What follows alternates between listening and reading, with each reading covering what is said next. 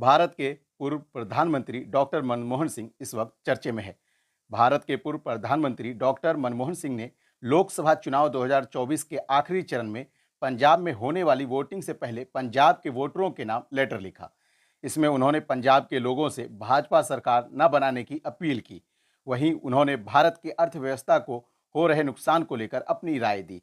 3 page के letter में मनमोहन सिंह ने किसान आंदोलन समेत बड़ी घटनाओं का जिक्र किया।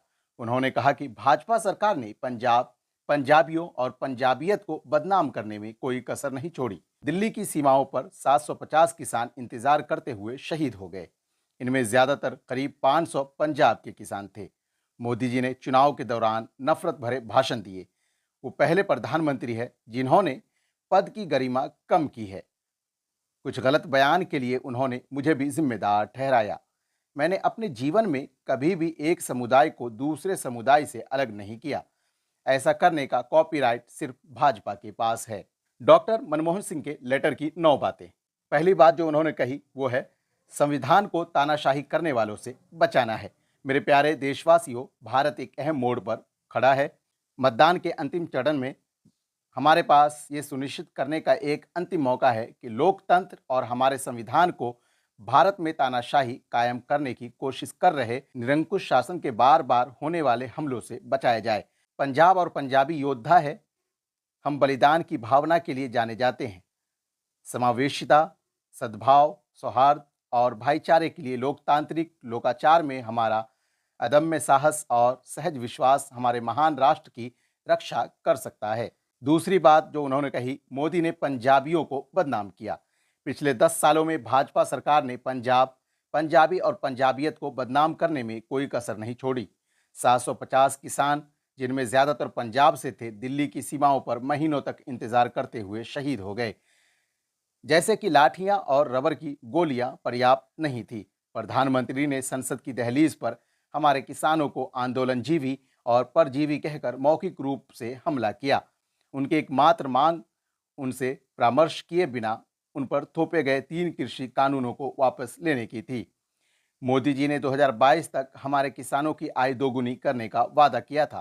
पिछले 10 वर्षों में उनकी नीतियों ने हमारे किसानों की कमाई को खत्म कर दिया। किसानों की राष्ट्रीय औसत मासिक आय मात्र 27 रुपये प्रतिदिन, जबकि प्रति किसान औसत कर्ज 27,000 रुपये NSSO है।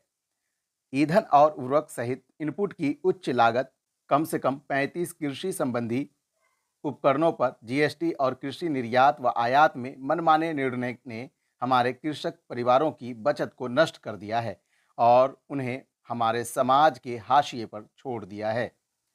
तीसरी बात जो उन्होंने कही वो है किसान न्याय के तहत कांग्रेस की 5 गारंटी। चलिए बताते हैं कि कांग्रेस की वो 5 गारंटी क्या है। पहली गारंटी, कांग्रेस स्वामीनाथन आयोग की सिफारिश के मुताबिक सरकार द्वारा घोषित न्यूनतम समर्थन मूल्य को कानूनी गारंटी देगी। नंबर 2, कृषि लागत और मूल्य आयोग CACP को एक वैधानिक निकाय बनाया जाएगा। नंबर 3, खरीद केंद्रों और APMC पर किसान विक्रेता को दे न्यूनतम समर्थन मूल्य MSP सीधे किसान के बैंक खाते में डिजिटल रूप से जमा किया जाएगा। नंबर 4, कांग्रेस कृषि वित्त पर एक स्थायी आयोग नियुक्त करेगी जो समय समय पर कृषि ऋण की सीमा और ऋण राहत की आवश्यकता पर रिपोर्ट देगा। नंबर 5, फसल बीमा को खेत और किसान के हिसाब से बनाया जाएगा। किसान से बीमा राशि के अनुसार प्रीमियम लिया जाएगा और सभी दावों का निपटान 30 दिनों के भीतर किया जाएगा। चौथी बात जो उन्होंने अपने लेटर में कही वो है देश की अर्थव्यवस्था उथल पुथल हो गई। पिछले 10 वर्षों में देश की अर्थव्यवस्था में अकल्पनीय उथल पुथल देखी गई है। नोटबंदी की आपदा, त्रुटिपूर्ण जीएसटी और कोविड महामारी के दौरान दर्दनाक कुप्रबंधन के परिणाम स्वरूप एक दयनीय स्थिति पैदा हो गई है, जहां 6 से 7% से कम जीडीपी वृद्धि की उम्मीद नई सामान्य बात बन गई है। भाजपा सरकार के तहत औसत सकल घरेलू उत्पाद की वृद्धि दर 6% से कम हो गई है, जबकि कांग्रेस यूपीए कार्यकाल के दौरान ये लगभग 8% थी। अभूतपूर्व बेरोजगारी और बेलगाम मुद्रास्फीति ने असमानता को बहुत बढ़ा दिया है, जो अब 100 साल के उच्चतम स्तर पर है। जहां कांग्रेस यूपीए ने चुनौतियों के बावजूद हमारे लोगों की क्रय शक्ति बढ़ाई, वहीं भाजपा सरकार के कुशासन के परिणाम स्वरूप घरेलू बचत 47 साल के ऐतिहासिक निचले स्तर पर पहुंच गई है। ग्रामीण मजदूरी में व्यवस्थित गिरावट देखी गई है और वेतन में असमानता के कारण व्यापक संकट पैदा हुआ है। पांचवी बात जो उन्होंने अपने लेटर में कही वो है, देश में 30 लाख पद खाली। वर्तमान व्यवस्था हमारा युवा वर्ग समाज का सबसे उपेक्षित वर्ग है। 30 लाख सरकारी नौकरियां खाली है। असंख्य पेपर लीक ने उनके भविष्य पर अंधेरा छा दिया है। यहाँ तक कि वे वर्षों तक भर्ती के लिए इंतजार करने को मजबूर है। कांग्रेस पार्टी की युवा न्याय गारंटी इस संबंध में एक सुधार है। हमारे द्वारा प्रस्तावित प्रशिक्षुता का अधिकार सीखने, प्रशिक्षण और रोजगार के बीच की बाधा को पार कर जाएगा।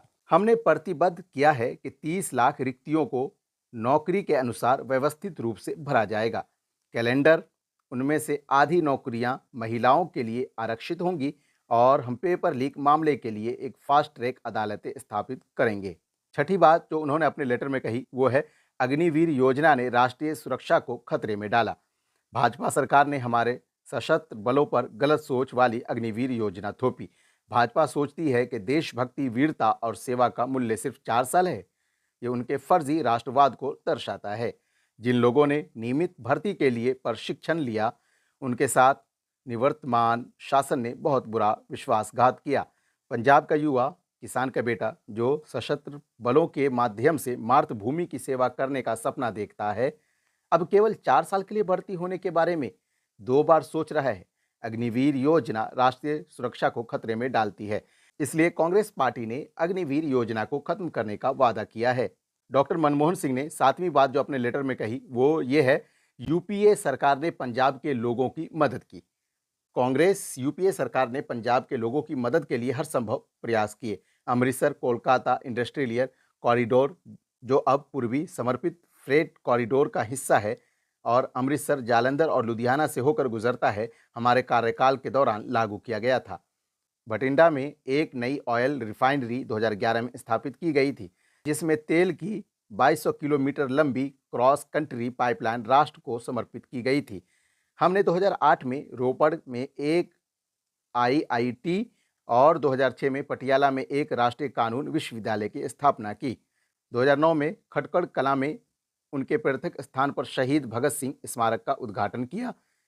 यूपीए सरकार ने गुरु ग्रंथ साहब की गुरुता गद्दी की शताब्दी के हिस्से के रूप में तलवंडी, साबो और आनंदपुर साहब के विकास के लिए पंजाब सरकार को धनराशि जारी की।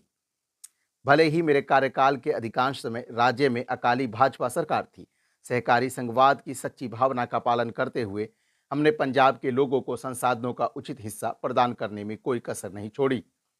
दूसरी ओर 5 साल तक जब कांग्रेस पार्टी सत्ता में थी, केंद्र में भाजपा सरकार पंजाब को धन देने से इनकार करती रही, चाहे वह ऋण पुनर्गठन के लिए हो, पिछली भाजपा अकाली सरकार का विरासती मुद्दा हो, कृषि ऋण माफी के लिए हो या मनरेगा के लिए लंबित मजदूरी देनदारियों के लिए हो। 8वीं बात जो उन्होंने कही, मोदी ने नफरती भाषण दिए, प्रधानमंत्री पद की गरिमा कम की। मैं इस चुनाव अभियान के दौरान राजनीतिक चर्चा पर उत्सुकता से नजर रख रहा हूं। मोदी जी नफरत भरे भाषणों के सबसे विभत्स रूप में शामिल हो गए हैं, जो पूरी तरह से विभाजनकारी प्रकृति के हैं। मोदी जी पहले प्रधानमंत्री हैं जिन्होंने सार्वजनिक चर्चा की गरिमा को कम किया है और इस तरह प्रधानमंत्री के कार्यकाल की गंभीरता को कम किया है। अतीत में किसी भी प्रधानमंत्री ने समाज के एक विशिष्ट वर्ग या विपक्ष को निशाना बनाने के लिए ऐसे घृणित, असंसदीय और असभ्य शब्द नहीं कहे। उन्होंने कुछ गलत बयानों के लिए भी मुझे जिम्मेदार ठहराया। मैंने अपने जीवन में कभी एक समुदाय को दूसरे समुदाय से अलग नहीं किया। वो एकमात्र कॉपीराइट भाजपा का है। भारत के लोग ये सब देख रहे हैं। अमानवीयकरण की ये कथा अब अपने चरम पर पहुंच गई है। अब हमारा कर्तव्य है कि हम अपने प्यारे देश को इन कलहकारी ताकतों से बचाएं। 9वीं बात जो उन्होंने इसमें कही वो है, कांग्रेस ही लोकतंत्र और संविधान की रक्षा कर सकती है। मैं हाथ जोड़कर आप सभी से अपील करता हूं कि भारत में प्रेम, शांति, भाईचारा और सद्भाव को एक मौका दें। मैं पंजाब के प्रत्येक मतदाता से विकास और समावेशी प्रगति के लिए मतदान करने की अपील करता हूं। मैं सभी युवाओं से सावधानी बरतने और उज्जवल भविष्य के लिए मतदान करने की अपील करता हूं। केवल कांग्रेस ही विकासोन्मुखी, प्रगतिशील भविष्य सुनिश्चित कर सकती है, जहां लोकतंत्र और संविधान की रक्षा की जाएगी। आखिर में डॉक्टर मनमोहन सिंह ने अल्लामा इकबाल साहब के इस शेर के साथ अपनी बात को अपने लेटर में ख़त्म किया। वो शेर है, फिर उठी आखिर सदा तौहीद की पंजाब से, फिर उठी आखिर सदा तौहीद की पंजाब से, मर्द कामिल ने जगाएगा हिंद को फिर ख्वाब से। इस तरीके से डॉक्टर मनमोहन सिंह ने अपने लेटर के ज़रिए से भाजपा सरकार पर निशाना साधा है।